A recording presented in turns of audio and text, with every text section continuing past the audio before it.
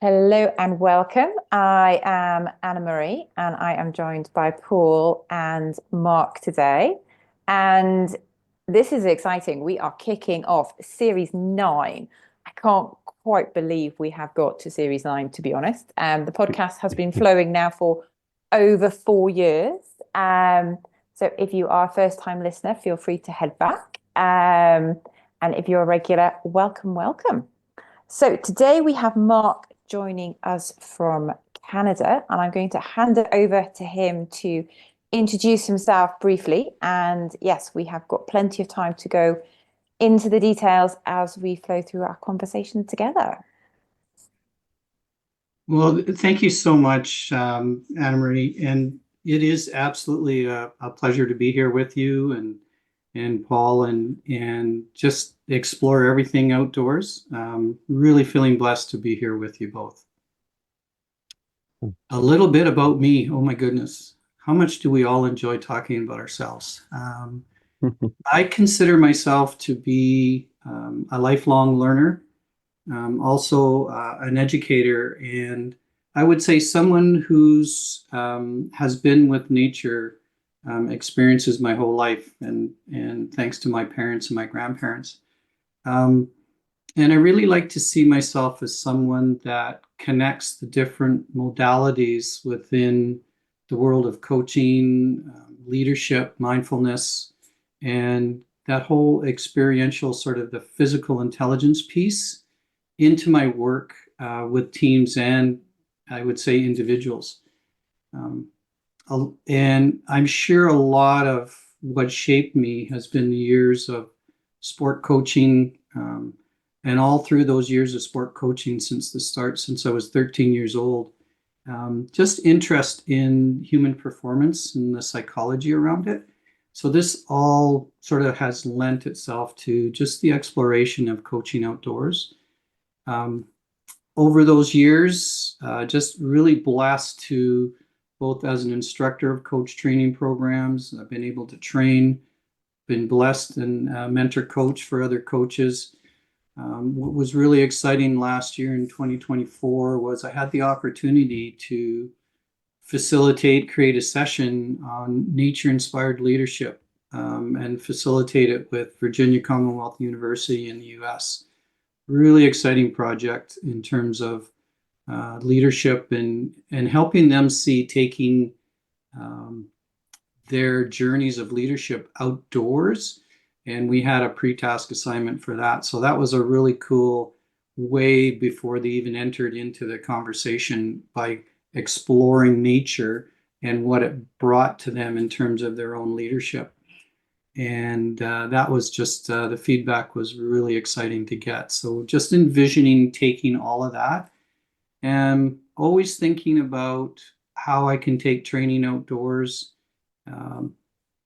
taking it out of the boardroom, all those kind of things. And one thing I love being outdoors. I enjoy cycling. Camping's been part of my life. Been blessed through my work to travel, so seeing different environments, different places around the world, and always look to those places off the tourist trails, to say, where it's more natural. I love taking photos of nature. Not a professional by any means, but and really enjoy time with my family, my dogs, and absolutely anyone who wants to enjoy and come outside and just wander around in the awe of nature and what it provides. So, Marc, that's absolutely fabulous, and thank you for sharing all of that with us. I feel like we're in the right place, and you're in the right place tonight to do this conversation. There is just so much here for our listeners and viewers to really unpack. I mean, lifelong learner, educator, mentor, coach, sports coach. I mean, there's just so much to get into here. This is fabulous. It's really good. And I will just draw everyone's attention. If you really love your dogs, there's a great picture on Mark's website of him with a dog draped over his neck, holding the dog's legs, and it's just a fabulous picture. So if you're a real dog lover, have a look at that. It's great. Marc, we're going to take you back in a question now that we ask all of our listeners, that Anna Marie and Alex started this all those 4 years ago. And it's the first part, two parts to the question. And the first part is, what is your earliest memory of being outdoors? And the second part, why do you love nature so much? So I'll let you do the first bit. Earliest Ooh, memory. yeah, it's interesting because listening to all the podcasts, and I listen to your podcast in the car, so it's great. So I kind of knew this was coming. Um, it's just I would say I was blessed to grow up with parents. I grew up in Victoria, British Columbia on the West Coast, and I grew up, and Victoria is very um, um, well, if you want to say it's got a really British feel to it because of the architecture and just the connection to the UK. And so I was really blessed to grow up with parents that valued both activity and the outdoors. It's kind of hard to believe, but I grew up in a yard and my parents loved to garden, and there was well over 150 different varieties of rhododendrons. And the yard had this tiered landscape, and I would just play for hours and make miniature cities in the gardens all the time. In this area where they built this house, there was lots of trees and oak trees. And so growing up and playing outside all the time, surrounded by the different birds that were there, garden snakes. I know some people just like, ugh, but garden snakes were part of it. Deer, always grew up with dogs and all the insects and bugs and all the other stuff. We also had a local raccoon in the yard as well. Um, we were a very active family. We played sports outdoors a lot. Played what we call soccer over here, but football. For those in the UK, we played football, and so grew up playing football. And although Victoria is very much like the UK weather-wise in a lot of ways, I'll just share. I doubt very few youth in the UK playing football have ever had their mother cut holes in a garbage bag to wear under their jersey to keep them dry on rainy days. That was my mom's way of thinking, to trying to protect us on rainy days. But we would go camping, and I really enjoyed the outdoors. My grandparents lived up island, and I would go visit my grandparents, and they built a house, and there was this they putting the siding on the house, there was a walkway, and there was a family of raccoons that were just always around and sitting there eating breakfast, and they would come to the window. And if it's hard to believe, but my grandparents showed me how to feed the raccoon. And what would happen is they would come to the window, and I would put some bread out for them, and I'd hold it in my hand, and they would actually tap both sides of my hand as if to say thank you, and then take the bread very gently and go away and take it. And they came back year after year after year. And you just sort of, as a young child growing up, you start to really feel a connection. And they lived in a place called Fanny Bay on Vancouver Island. And I used to go play in the tidal pools, the water. And it was just a really wonderful way to grow up, for sure. That's brilliant. Great. Thank you. So joining the dots from your earliest memory to the current day, what would you say are 3 milestones that have shaped your career trajectory to where you are now?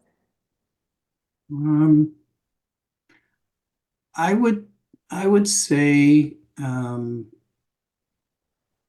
I would say absolutely my parents and my grandparents' love of the outdoors and the sport and taking us outside and the curiosity, because I would travel with my grandfather was a logger too in those days, or he previously was. And it led me to a passion. And actually, at one time, all those years of being outdoors in nature, when I was in my youth, I actually sort of at one point dreamed of being a park ranger for a national park when I grew up.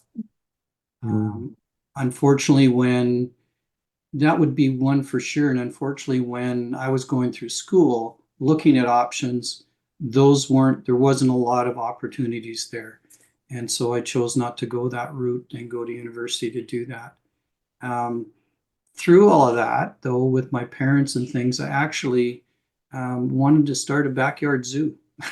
If a love of animals. I never read comic books. I always had books, and all I wanted to do was read books on wildlife, animals, and things. And they encouraged it. They let me go and buy books on animals. And actually, going through a lot of belongings in my mother's house recently, um, some of those books are still there, and I passed them on to um, my grandson, and also my nieces and nephews are using those books with their own kids. So it's kind of Mm. cool.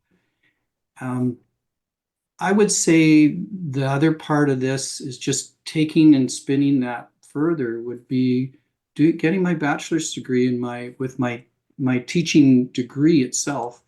My degree was in physical education and biology. I think you're getting a sense of the theme here. Um, but just physical education and biology. And my first teaching job was actually in with an indigenous community in a place called Tache, BC, which for me was critically important because my grandmother grew up in an indigenous community, had always talked about the respect, the teaching from the elders, or what some people refer to as the wisdom keepers, and a connection they had with the land and the importance of nature and understanding um, how we're all connected to it. So I Mm. really, in that environment, working with those, it really incorporated it. I really put, and I leaned into my biology degree because I was in charge of sort of the science part of it, the science within the school. And it really leaned into that degree and the science, not only just from the science, but from a cultural lens where I actually incorporated math, language arts, and science into the outdoors. So we would do math outdoors with calculations and angulations using the trees and using um, different ways, language arts, where some of the students would be on their traditional trap lines and doing identification Mm. and um, writing stories about the footprints or the plants that they identified in certain regions, what was around where you noticed the animals were and different things. And I think one of the big ones is we did a fish hatchery in the classroom. So we had 100 fish. We had a 100% success rate in the classroom, and we um,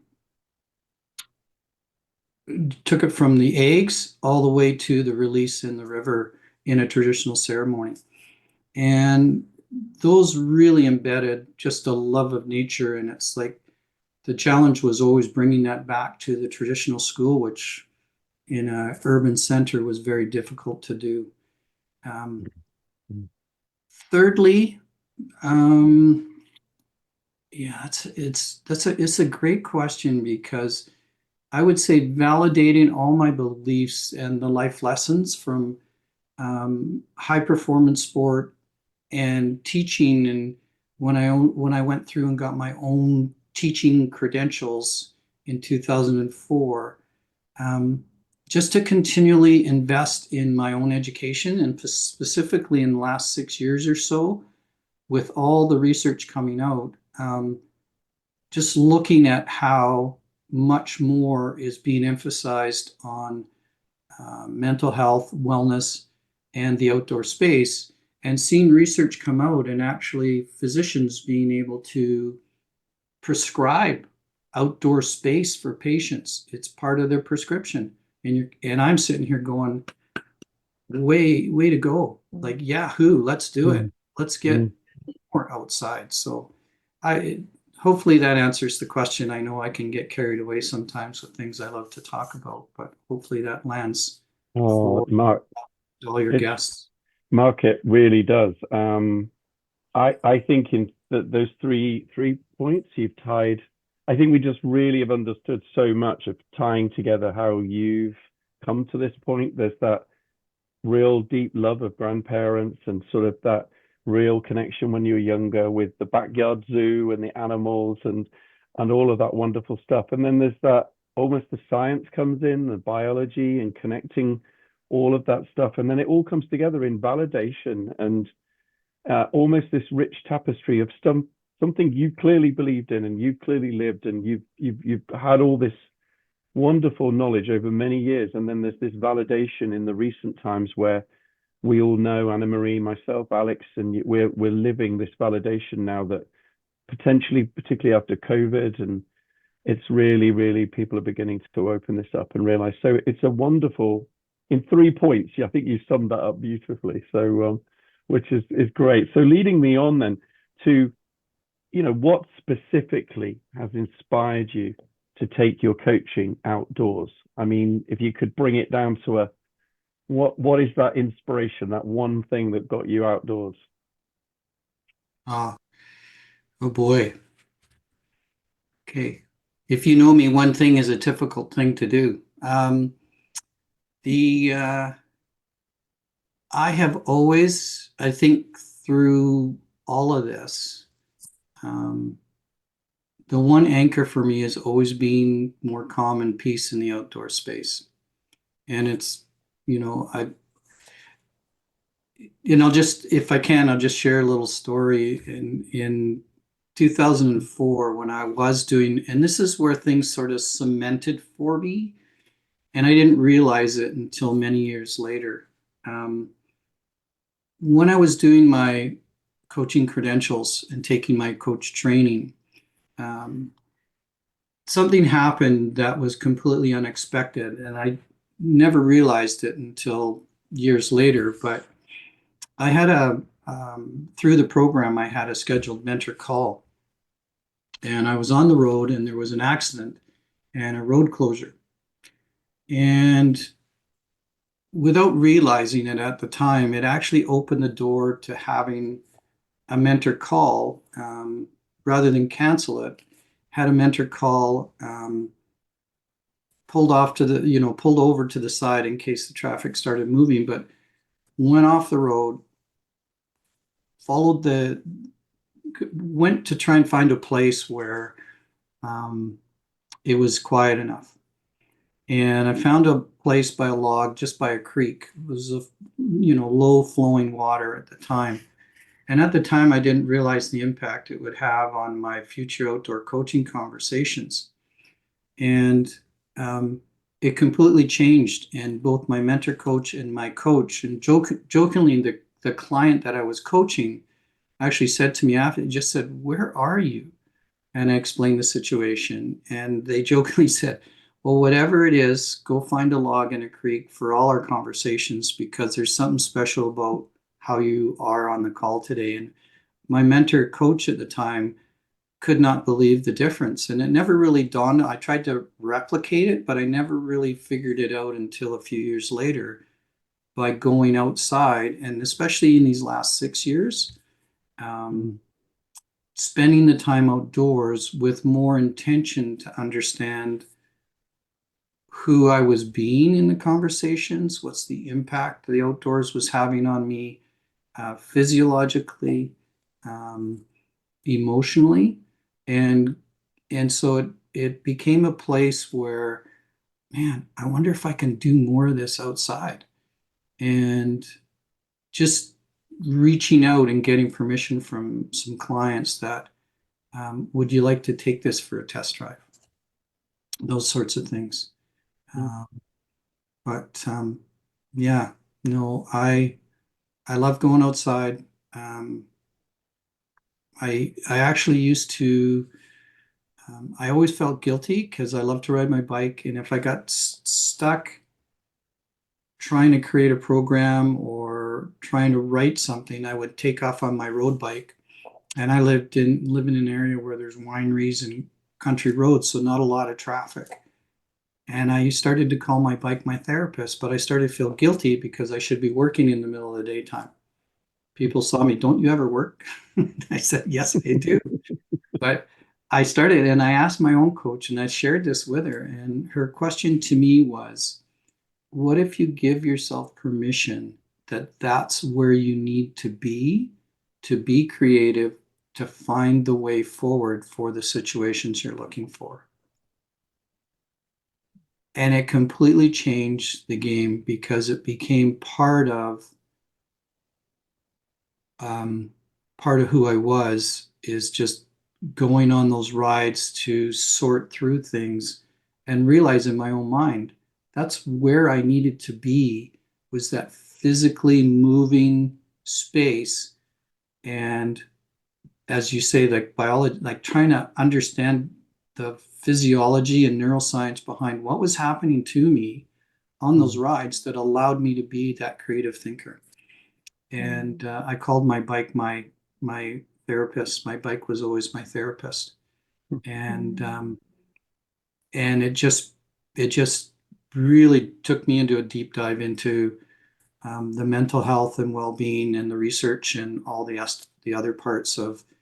I could actually finally put the language to what I was going through, thinking, what if I could take others through that same experience outdoors? And thank you for sharing that story about your scheduled mentor call. I have heard that before, and I was really keen for you to share that with our listeners.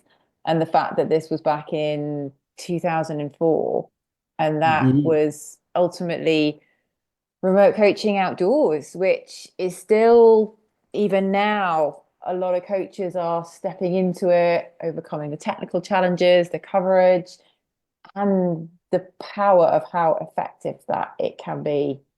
And I know the other point that really lands with me is actually how nature, for ourselves as coaches, it can really help resource us and to be held by nature and to go and seek the awe and the wonder and the reverence and the innovation and the creativity that spans from it. And yes, the science is kind of catching up. And again, for me, that links back to the time that you've spent with Indigenous tribes as well. So yeah, so many interconnections. And I know that you are a lifelong learner, a self-described lifelong learner, and you have done a lot of qualifications. Oh my goodness. Go check out Mark's profile, and it is just a veritable list.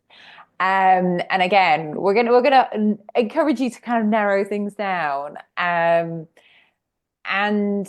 really reflect back on all of these courses that you've done and which has influenced your practice the most, and how does that influence your outdoor coaching now?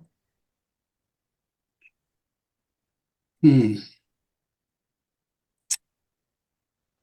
Well, if we narrow it down, I think everything leads to, for me, I think over time, and I appreciate and thank you for the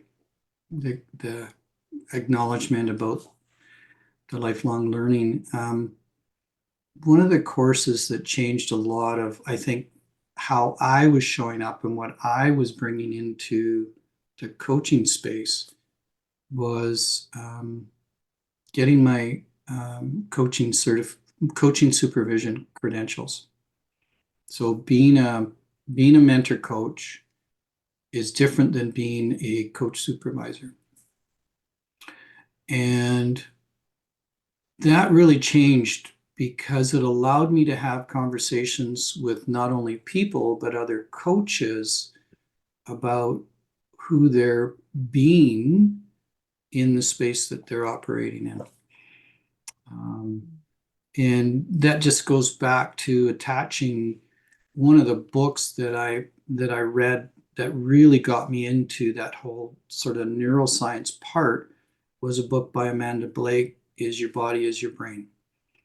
And that whole aspect of what's actually going on and a greater understanding of how we are in the different spaces that we show up in. And so the supervision really became important.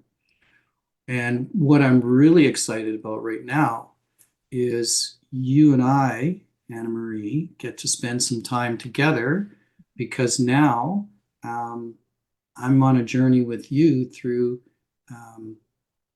supervision in the outdoors and coaching supervision, coaching outdoor supervision. And how cool is that? Because now I just take it to another level of sort of that wonder and awe of supervision. And now I get to bring it out. And I think that's going to significantly impact the work that I'll be doing with clients as well. That's great, Mark, and that's fantastic. And I know the two of you will have a great journey together with that. Both really fantastic minds in both of you, and I'm sure you will go places together, which will be fabulous. So I wish you well with that journey. And you know, that mentoring and that supervision, and when we reach out and help others, we learn so much from that interaction, as we all know. And it's interesting that was the qualification that sort of really helped and changed something. And I think when we step into that space, the learning is rich for both, and we leave something with each other. And I think the two of you and what you're articulating, Mark, is really great. And I would encourage our listeners and viewers to step into that space themselves. So, Mark, we're going to take you to metaphor, and metaphor is just such a huge part of this rich approach that we all work in, and the power of it is phenomenal. And I know it's a big part of your work. And you know, what attracted you to integrate this concept into your coaching? And you know, from a more practical perspective, how do you bring it into your coaching? Could you give our listeners some examples, perhaps? Yeah. I guess I had a couple of people say, Mark, you just live in a world, you live in a world of metaphors. I think nature has it is a wonderful gift, and it's just when we stop and pause. I'm a very, I hopefully get the sense I'm very visual and a kinesthetic learner. I like to be hands-on with things, and always sort of sketching and drawing, creating things. And my grandfather introduced me to carving with wood, and I used to carve wooden canoes, taught me how to carve and wooden canoes out of cedar, and then I spent time sort of looking at driftwood on the beaches and the shapes of driftwood when I was little, going, that looks like a snake, or that looks like a lizard, or that looks like a dragon, and that looks like a bird. And when you hear that from people, it's kind of like, you get in there. And my grandfather taught me a lot about working, and I'll just sort of the metaphor. He taught me a lot about working with wood, and it's one thing he taught me is about the different grains from, if you look at the rings of a tree, and the rings of a tree, depending how they're cut for different purposes, bring a different strength or flexibility or a different way to working. But the one thing he taught me is one saying was, keep making sawdust. In other words, what he meant was just keep creating and let the wood show you the way. The wood will show you, the grain will show you what it wants to demonstrate to you. And we've all seen beautiful wood projects. And I think taking clients on the trail and walking side by side, or unless you're on a cell phone, maybe working both, you're both on the trail. And using nature as a way, clients can use, there's nature, there's leaves. We look at the different seasonal pieces and what do the seasons show us? There's different things. Some clients will use sticks, paths as a metaphor for the journey, the hill. Some people look at a hill as an obstacle. Others look at it as, that's something to climb because of the view. And we'll take I want to see the view. I want to see the expansiveness from a different lens. So the hill becomes sort of that journey of a place. And so, what is out there? What are the different things they'll see at a higher elevation? And, again, does it become an obstacle or is it a challenge? And how to see things with your eyes wide open, I guess, is one thing around metaphors. I'm just loving the woodwork elements and being time travel transported back to working with wood to create a stool with an amazing carpenter called Ambrose Veers, who lives down in Ashburton in Dartmoor. And actually in 3 weeks' time, I'm going back to make a 2-seater stool. And just that therapeutic absorption of being in the moment and working with wood. If anyone who's listening in has not whittled with wood or just had that different sensation of the wood and the softness and the different types and the sawdust, and as you're kind of becoming one with the wood, I'd very much encourage you to go and try some spoon whittling or something like that. And yes, metaphor, so powerful. And we've had a number of our previous guests talk about metaphor. I know that Leslie Roberts, who has a book, the Coaching Outdoors Handbook, is very rich in metaphor as well. And it is something that it's a natural part of our kind of conversation, and nature just encourages it so much. So just diving into your coaching a little bit more, and our listeners love to be that fly on the wall and to have an insight into coaching conversations. Coaches very much, we work on our own, on solo, unless we are doing a little bit of co-coaching. So actually to have an insight into someone else's coaching is a real privilege, a real treat. And clearly we're fully respecting confidentiality. Just want to make sure that we do work with that. Though, if you could paint us a picture of your style of outdoor coaching and the impact maybe it had on a client, tell us a story.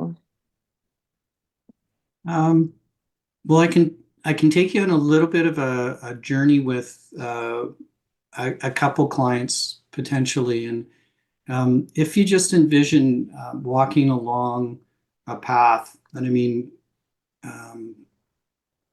path side by side and surrounded by trees, and it may sound like Alice in Wonderland, yet the path is fairly just small little pebbles. And as we're walking, just exploring and unpacking the challenges that this one individual client had. And when we're walking along the path sort of to the can continue on with a little sort of curve to it, to the left, or to the right, there's a path that does almost like a loop. And it looks almost heads towards a ridge to the canyon below.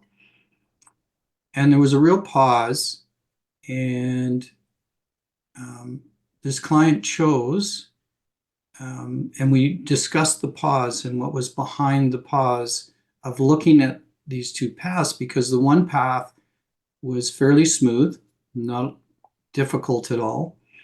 The other path had lots of rocks where you would have to really be conscious of each step. They were above the surface and they were random. So you really had to be a little more focused on each step. And we paused and just sort of, they chose to go the rocky path, and we explored the reasons behind that. And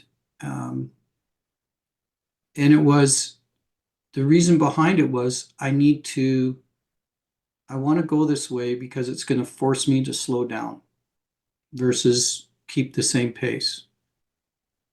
As we got going along it, there was several pauses, and it was that place around exploring how pauses can create the moments of wonder and the solutions that they were seeking for. And as they said to me, it was, they're worried about tripping up. As they going over the rocks, I'm worried about tripping up, and I don't take time to slow down, reflect, and ponder my thoughts. And I want to go this way because it's going to force me to slow down, reflect on what I'm doing as a leader, and move through. So that's sort of an indication of some of those things. And it took to this trail where, looking down in the canyon, just an expansive view. And that also opened the eyes to, and in relation to how they wanted to slow things down. So it's just an indication of one example. Another one was, this client looked at the hill as a challenge. Now, the hill that they wanted to go, I go up quite a bit, and it's got a couple false, what we would call false flats. For those, it's just, you think you're at the top, but once you get there, you don't see it, but there's another level to go. That's sort of the term we use in cycling, where, there's a false flat, but you really are still climbing.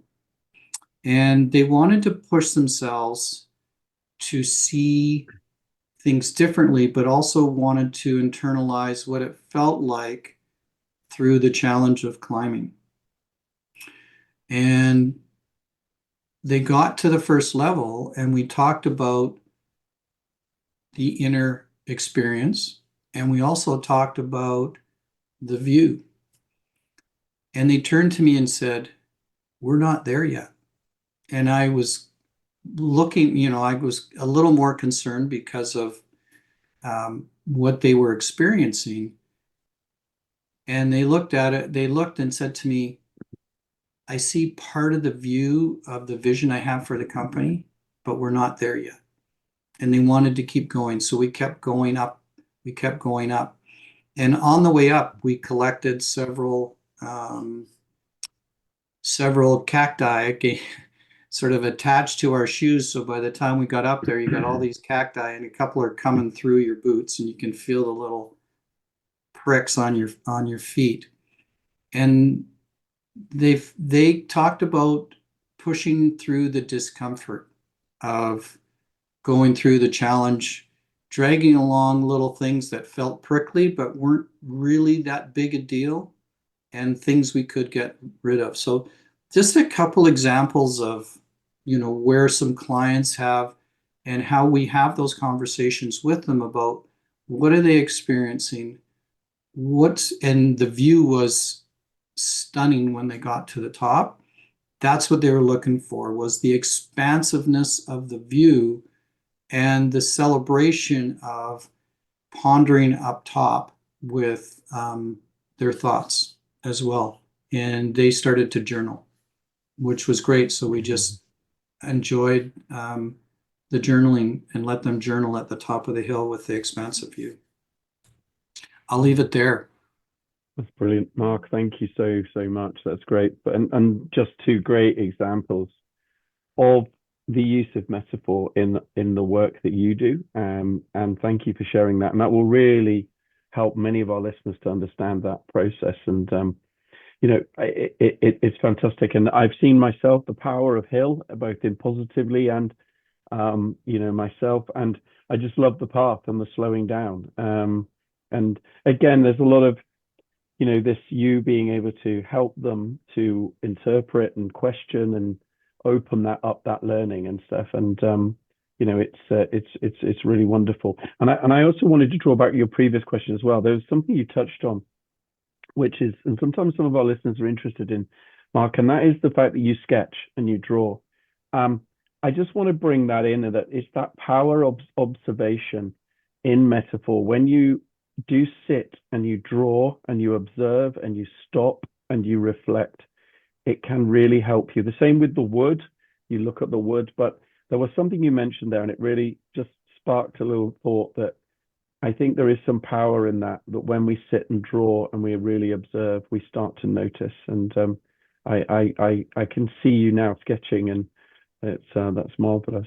That's fantastic. So, Mark, we're going to flip the question towards something that is challenging for you. What has been the biggest challenge that you have faced in your coaching? And this as a good lifelong learner, our listeners and viewers can learn some things from, you've been doing this and you've been out there for a while, and lots of experience. What was the challenges, and what perhaps could we learn? Not everybody is as comfortable as me out there. It's new to a lot of people, and they're very uncertain. I think for many, it's such an area of unexplored territory for them, I would say. I mean, I'll go out in any weather pretty much, unless it's like -20, -15.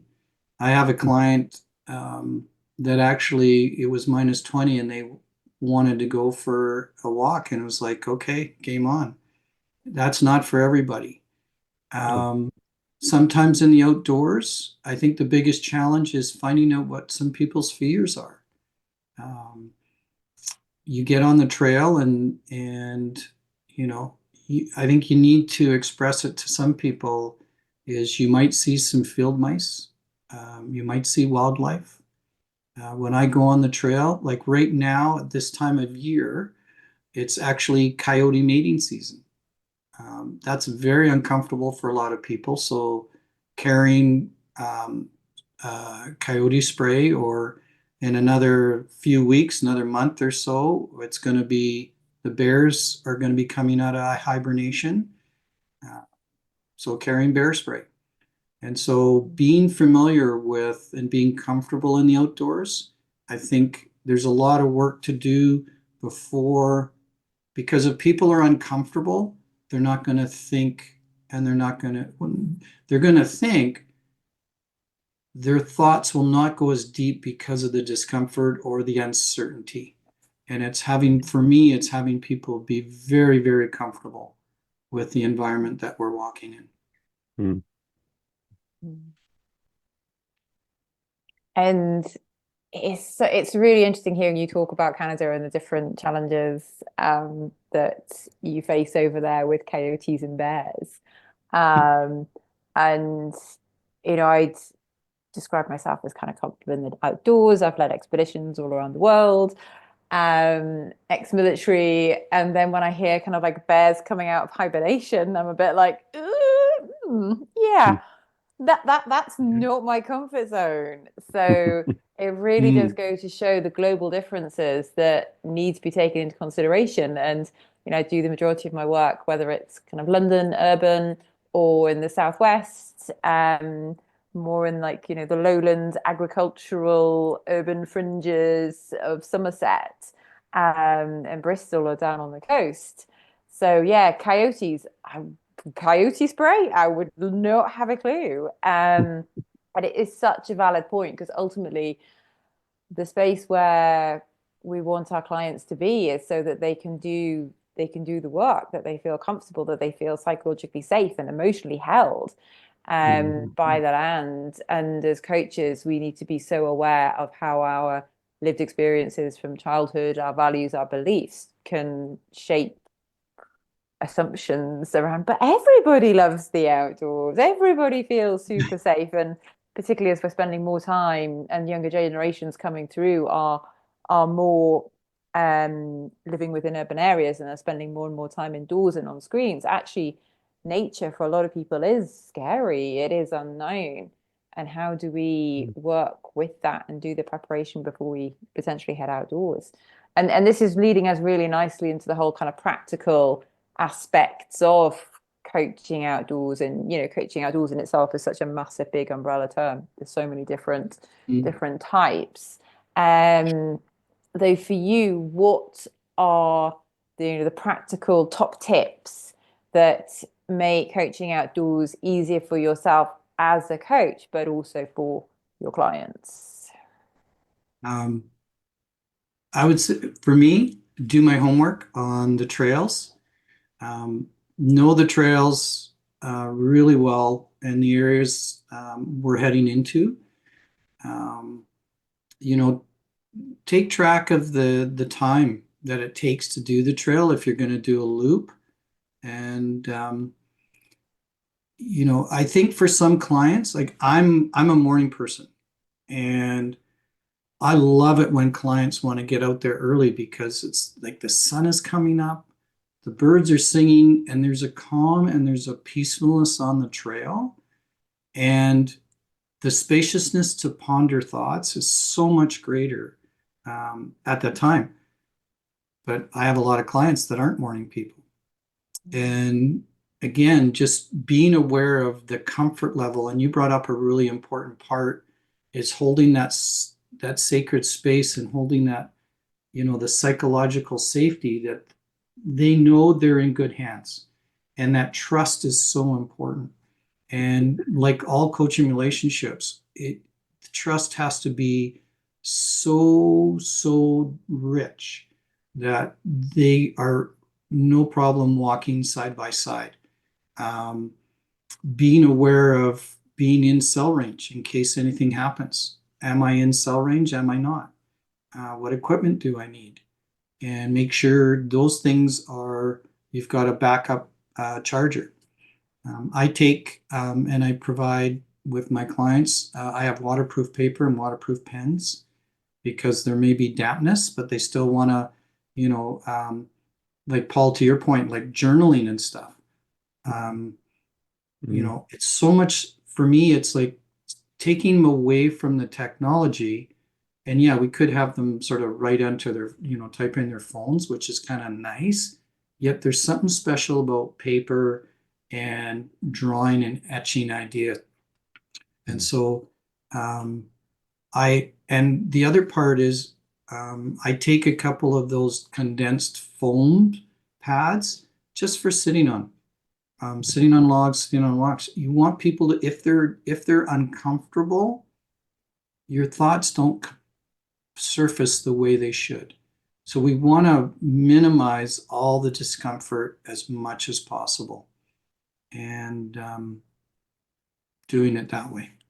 Yeah, it's absolutely great, Mark. And we completely concur. We would remind again the listeners and stuff. It's just so important to get this contracting part at the early stages really important. And it's no different to when we're contracting if we're indoors, but we got a whole new set of menu that we're doing outdoors. And as Anna Marie and both you say, Mark, it's important to know where do they like to go, what are their fears. We make sure we're well prepared, and it's just so important to making the client feel comfortable in that environment, picking the environment. And I love what you said, Mark, the time of the day, finding out just simply what the coachee's preferred time of the day. And, that can have a huge benefit to them.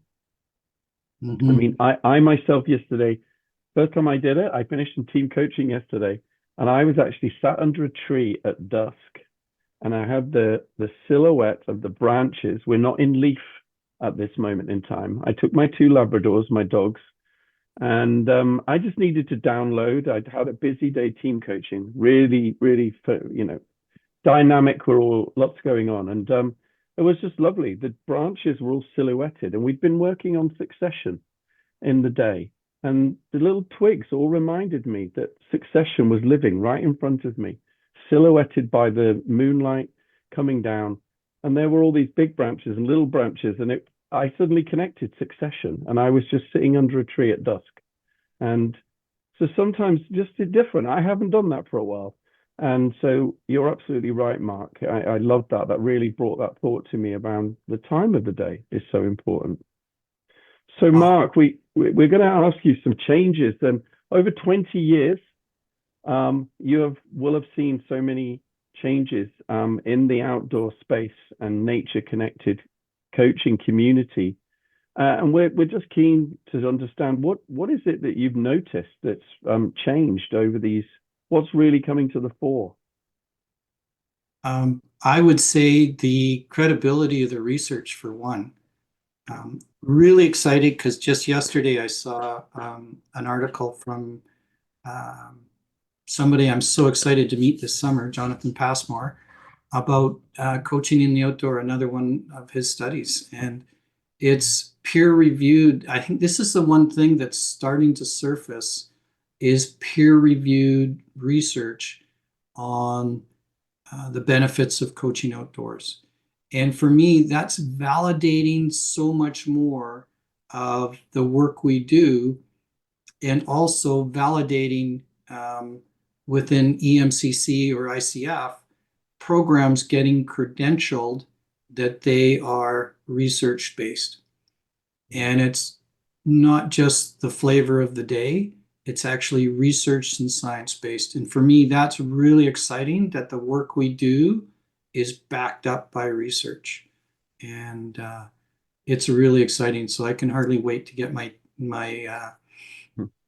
grab my dog and grab that article and go sit on a log and read that new paper by Jonathan Passmore and colleagues that he did it with. Yeah. And I mean, we are very much indebted to Jonathan. He is indeed a friend, a champion, a mentor of this podcast, and was instrumental in Alex and I meeting at Henley Business School when I went to talk to his master's students. And Alex decided to do her dissertation on attention restoration theory, and the rest is history. And indeed, he will be joining us at Henley in June for our second Coaching Outdoors podcast live at Henley Business School.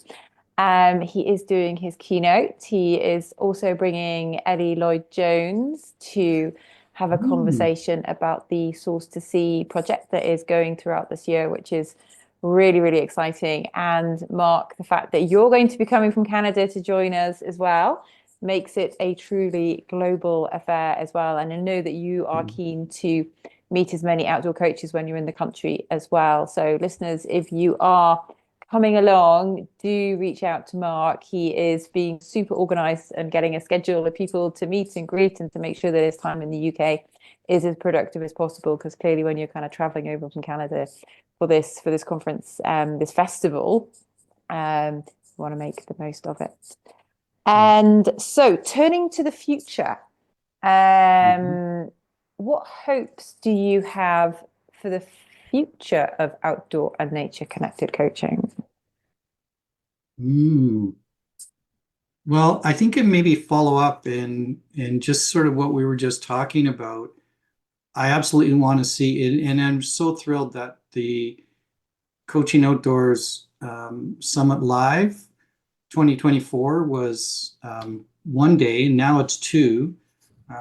So I'm really excited to be joining you. And I think those are things that are only going to help grow the coaching. One of the things, the areas that I see Jonathan and others tipping their toes into is the combination of AI and coaching outdoors, and absolutely for people and that research that are maybe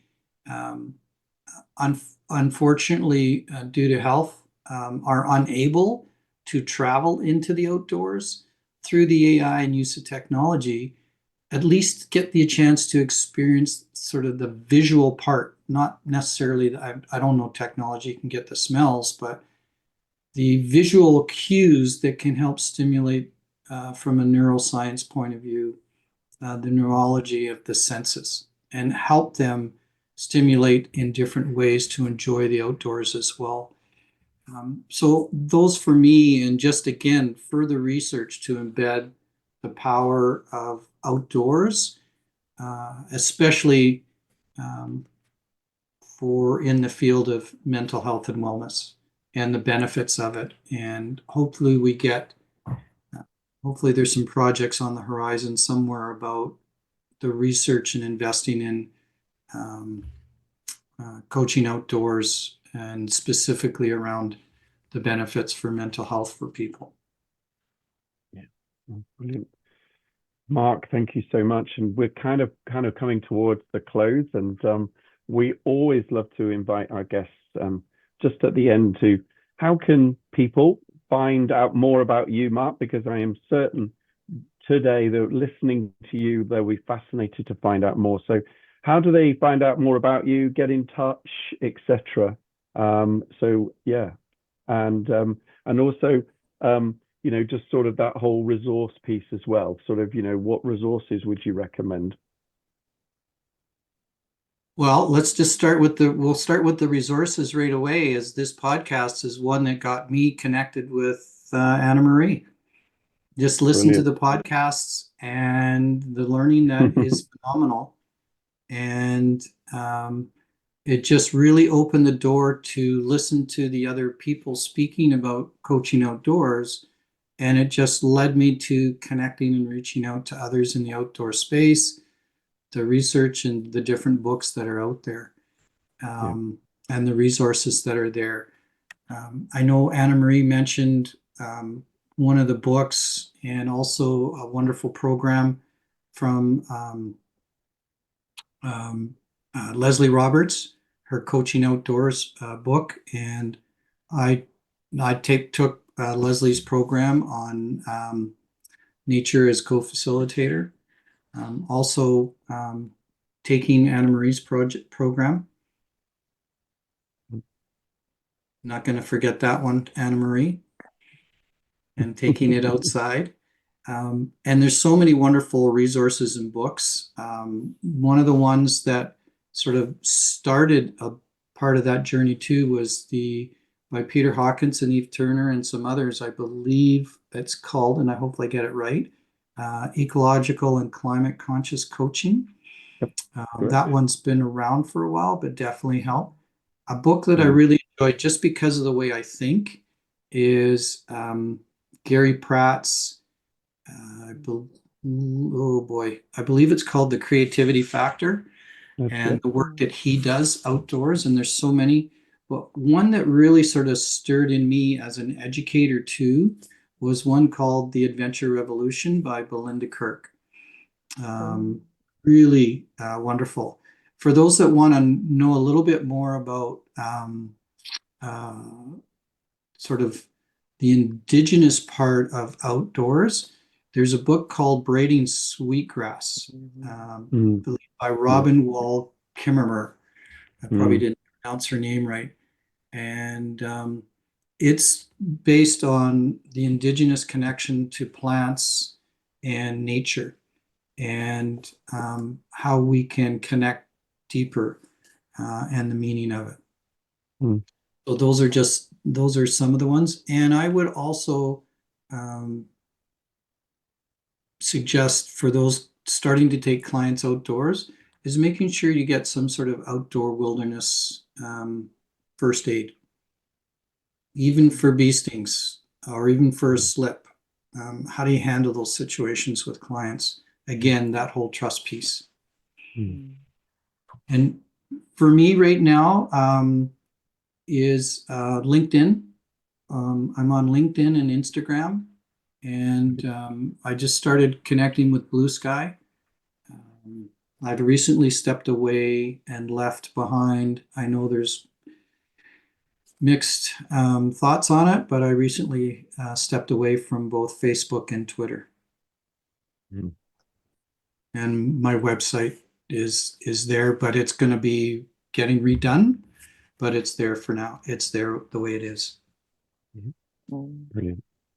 Perfect. Thank you for for sharing where our listeners can reach out to you. And listeners, watchers, what has resonated for you? Get in touch with Marc, let him know. Our guests are always so generous with their time to have conversations. And this is partly one of the reasons why, Alex and myself and now Paul are on this mission to really create connection and a wider community where people can collaborate around the world. And it is really, really heartening to see different initiatives comes through, like the Source to Sea, which is Jonathan and Ellie.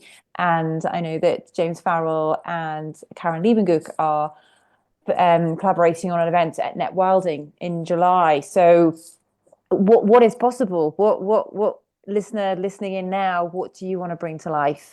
Who could you reach out to and have a conversation about? Because the future is in your hands. And Marc, thank you for sharing the resources as well. We will make sure that all of these are linked on your interview page on the website. And yes, there's definitely a few former guests on there as well. So if you've not listened into, Leslie's podcast, for example, go check hers out. We've had Gary Pratt on as well. And both of them will actually be at Henley doing different workshops, which, having been reading through the titles and the descriptors and outcomes over the last couple of weeks, it's looking a really, really exciting kind of program. And I know that if I was participating, I would be very much kind of spoilt for choice and a bit of indecision. And how do I actually choose who to go to? And yeah, Braiding Sweetgrass is an absolute firm favourite. She's got a new book out at the moment, Serviceberry, which is it's short and sweet, and it's really, really beautiful. So if you've not come across that one, by Robin Wilkimmer as well, do check that out. And Marc, thank you for being such a supporter of the podcast, and also placing your trust to join the supervision circle that I recently launched in February, earlier this month. And it's been a real pleasure bringing 6 outdoor coaches from around the world who all have such a diverse range of experiences together to have conversations and what we are co-creating together.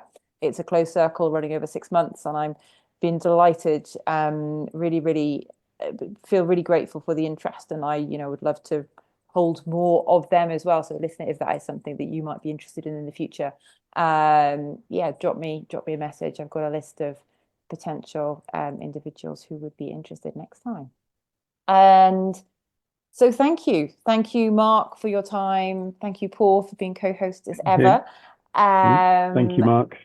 And thank you, listener, for your time, whatever you have been doing. And this is a series 9 just started, 8 series for you to go and dip into. There is so much wisdom and knowledge within those conversations, primarily coaches. That's what we're on a mission to do, is to encourage more coaches to take their practice outdoors. But we do often seek inspiration from beyond the coaching world. And we will be doing that in series 9 as we unfold as well.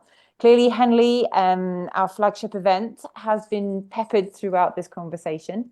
And we are currently releasing who our amazing facilitators are and drip feeding them every Thursday with a little bit of their background and what events they're going to be. But it's a 2-day extravaganza, which means that we have the evening to really just kind of kick back and relax. And we're really wanting to have that time where we can just get together around a fire, have a couple of drinks, and just really chat and connect and get to know each other a little bit more. So tickets are on sale. So if you have enjoyed the podcast, please do comment, share, tell a friend. Our community on LinkedIn is growing. If you're not a member, come along and join us, share your thoughts. And other than that, it is a wrap for today. Enjoy the rest of the day, whatever time it is in whatever the world it is for you, and hope to catch you on another podcast episode soon. So if you enjoyed what you've heard, like it, share across your network, and subscribe to our YouTube channel and LinkedIn community page, the Coaching Outdoor Podcast. Thanks so much in advance for your support.